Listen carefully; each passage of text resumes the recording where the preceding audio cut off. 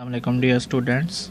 मैं इंजीनियर फैसल एजाज और मैंने 3 साल टीचिंग की है डॉक्टर ए.क्यू ख़ान मियाँ वाली, और 1 साल मैंने टीचिंग की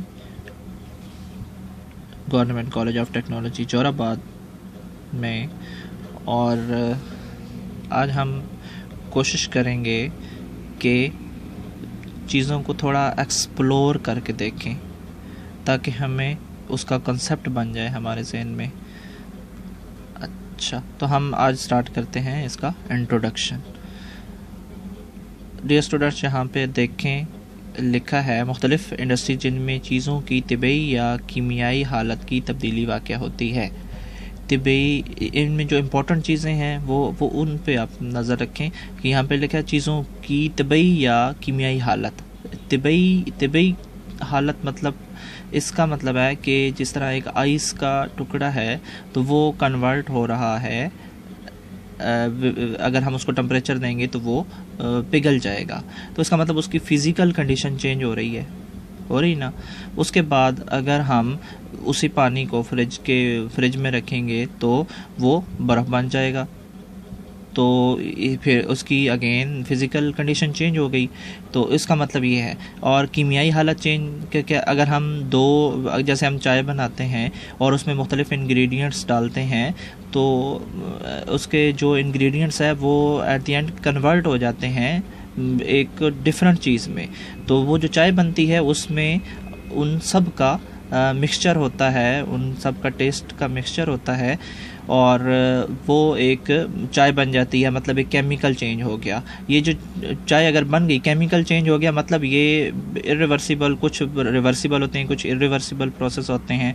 तो ये चाय जो है हमारे पास ये इरिवर्सिबल है, तो ये दोबारा ना इसके इंग्रेडिएंट्स सेपरेट नहीं हो सकते, तो ये केमिकल चेंज हो गया। अच्छा, तो केमिकल इंजीनियरिंग में ये चीज़ें क्यों बताई जा रही हैं? क्योंकि हम इंडस्ट्री में जो भी चीज़ें इस्तेमाल करते हैं, जो भी हम प्रोसेस इस्तेमाल करते हैं, तो एक रॉ मटेरियल को कन्वर्ट करने के लिए प्रोडक्ट में, तो वो रॉ मटेरियल मुख्तलिफ़ मराहिल में से गुज़रता है। तो उसमें ये चीज़ तबई तब्दीली भी होती है, कीमियाई तब्दीली भी होती है, तब जाके वो प्रोडक्ट में कन्वर्ट होता है। तो आगे लिखा है इनके प्रोसेस और डिज़ाइन और केमिकल प्लांट के मुख्तलिफ़ अवामिल का इल्म केमिकल इंजीनियरिंग कहलाता है। इनके प्रोसेस यानी कि वो जो केमिकल चेंज हो रहा है या फिज़िकल चेंज हो रहा है उसका जो प्रोसेस है, ठीक, प्रोसेस एक बात हो गई। दूसरी बात क्या हो गई? डिज़ाइन। अब यानी कि ये जो अमल हो रहा है केमिकल या फिज़िकल हो रहा है, ये जिस इक्विपमेंट में हो रहा है उसका डिज़ाइन कैसा होना चाहिए, ठीक है। ये अगर हमारे पास जो केमिकल रिएक्शन हो रहा है उसके लिए बहुत ज़्यादा टेम्परेचर चाहिए, तो उसके लिए हम जो इक्विपमेंट बनाएंगे उसमें जो मटेरियल इस्तेमाल हो रहा है वो कौन सा होना चाहिए, उसकी शक्ल कैसी होनी चाहिए। अगर हमने बॉयलिंग करनी है तो अगर बॉयलिंग करनी है तो उस इक्विपमेंट की शक्ल कैसी होनी चाहिए ताकि मैक्सिमम जो सरफेस है उसको हम दे सकें, उसको हम हीट उसको प्रोवाइड कर सकें, ठीक है, मैक्सिमम सरफेस यूज़ हो सके उसकी। तो ये चीज़ें डिज़ाइन में आ जाएंगी। और केमिकल प्लांट के मुख्तलिफ़ अवामिल का अमल केमिकल इंजीनियरिंग कहलाता है। तो इसको हम ओवरऑल देखें तो यहाँ पे इसका मतलब है कि जो रॉ मटेरियल हम ले रहे हैं उसको कन्वर्ट कर रहे हैं प्रोडक्ट में, और दरमियान में क्या चीज़ आ रही है? एक फ़िज़िकल चेंज आ रहा है, केमिकल चेंज आ रहा है, इसको हम प्रोसेस कहेंगे। और ये इसके अलावा इसका जिसमें हो रहा है उसका डिज़ाइन कैसा होना चाहिए। और इसके अलावा मुख्तलिफ़ प्रोसेस हो गया, वाशिंग हो गया, क्लीनिंग हो गया। तो ये इन सब चीज़ों का जो मिक्सचर है उसको हम यहाँ पे केमिकल इंजीनियरिंग कहेंगे। केमिकल इंडस्ट्रीज़ फ़िज़िक्स और केमिस्ट्री और मैथ के असूल पर काम करती हैं। मतलब जब इनकी डिज़ाइनिंग होती है तो इसमें केमिस्ट्री भी इस्तेमाल होती है, इसमें फ़िज़िक्स भी इस्तेमाल होती है, मैथ भी इस्तेमाल होती है। अगर हमने इक्विपमेंट बना रहे हैं तो उसका वो डाया शायद जो ले रहे हैं वो मैथ में आ जाएगा, ठीक। अगर हम उसकी जो केमिस्ट्री है, अगर केमिकल चेंज हो रहा है तो वो उसकी केमिस्ट्री भी वहाँ पे यूज़ हो जाएगी। फ़िज़िक्स भी यूज़ होती है, जिस तरह एटॉमिक में यूज़ होती है, एटॉमिक में लोग प्रेफर करते हैं फ़िज़िक्स वालों को, तो वो भी एक केमिकल प्लांट है। तो वहाँ पे फ़िज़िक्स इस्तेमाल हो रही है। फ़िज़िकल आगे लिखा है फ़िज़िकल केमिस्ट्री और फ़िज़िक्स के मुख्तलिफ़ कवानीन किसी केमिकल इंजीनियरिंग अमल के अमलियात और इसकी एफिशिएंसी को कंट्रोल करते हैं। तो फ़िज़िकल केमिस्ट्री और फ़िज़िक्स के मुख्तलिफ़ जो लाज हैं वो इसकी एफिशिएंसी को कंट्रोल करते हैं। मतलब इनमें हम जब अप्लाई करते हैं फ़िज़िक्स और फ़िज़िकल केमिस्ट्री के लॉ को तो वो हमें उसकी मोर एफिशिएंसी मिलती है। जो भी हम प्रोडक्ट बना रहे हैं वो उसकी एफिशिएंसी इंक्रीज़ हो जाती है। तो आगे देखें, इस बाब में हम केमिकल इंजीनियरिंग की तारीख़ और इसका दायरा कार और वगैरह वगैरह पढ़ेंगे।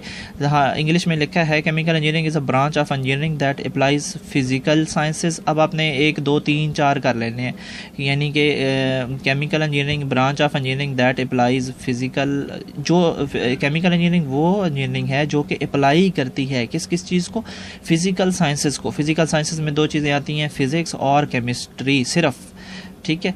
जो आजकल मुख्तलिफ सब्जेक्ट्स यूनिवर्सिटीज़ में पढ़ाए जा रहे हैं तो वहाँ पे ये मेन नाम इस्तेमाल होता है कि फ़िज़िकल साइंसेस। तो आप लोगों को वैसे पता होना चाहिए कि फ़िज़िकल साइंसेस के अंदर क्या चीज़ है, ठीक है। उसमें उसके बाद लाइफ साइंसेस आ गया। लाइफ साइंसेस में कौन कौन से 2 सब कैटेगरीज आएंगी, माइक्रोबायोलॉजी आएगी और बायोकेमिस्ट्री आएगी, इसके अलावा और कोई नहीं आएगी। Together with applies mathematics and economics to produce transform transport and properly use chemicals materials and energy. अच्छा, तो टुगेदर तो ये जो ऊपर सब्जेक्ट्स दिए गए हैं ये तो आएंगे ही आएंगे, ठीक है। इनको अप्लाई करना है टुगेदर विद मैथमेटिक्स और इकोनॉमिक्स के साथ। क्या टू प्रोड्यूस पे तवज्जो दें। टू प्रोड्यूस का मतलब पैदा करना या फिर ट्रांसफॉर्म करना। किस चीज़ को, जो रॉ मटेरियल हम डाल रहे हैं उसको इकोनॉमिक्स के साथ, यानी उस पर खाम खर्चा करके उसको पैदा करें, प्रोडक्ट बनाएं, या फिर ट्रांसफॉर्म, या फिर उसकी शक्ल चेंज कर लें, या ट्रांसपोर्ट, या एक जगह से दूसरी जगह पहुंचा दें, and properly use properly use chemical materials and energy. तो यहाँ पे यानी कि ये केमिकल इंजीनियरिंग वो ब्रांच है जो कि इन जो सब्जेक्ट्स हैं ऊपर जो नाम बताए जा रहे हैं, फिज़िकल साइंसेज है और लाइफ साइंसेज हैं, इनको अप्लाई करती है किसके साथ मिला के, मैथमेटिक्स और इकोनॉमिक्स के साथ मिला के, टू प्रोड्यूस क्या काम करने के लिए, प्रोडक्शन के लिए, ट्रांसफॉर्मेशन के लिए, ट्रांसपोर्ट के लिए, एंड प्रॉपरली यूज़ केमिकल के लिए, मटीरियल और एनर्जी के लिए। तो इन कामों के लिए ये केमिकल इंजीनियरिंग इस्तेमाल होती है। अच्छा, आगे लिखा है केमिकल इंजीनियरिंग इतनी पुरानी है जितनी कि प्रोसेस इंडस्ट्री, यानी कि जब प्रोसेस इंडस्ट्री स्टार्ट हुई थी तब वो उसमें जो रॉ मटेरियल को लेके हम बनाते हैं, प्रोडक्ट बनाते हैं, तो उसमें ज़ाहिर बात है फ़िज़िकल चेंजेस के अलावा तो कुछ भी नहीं हो सकता, कोई रॉ मटेरियल कन्वर्ट नहीं हो सकता प्रोडक्ट में।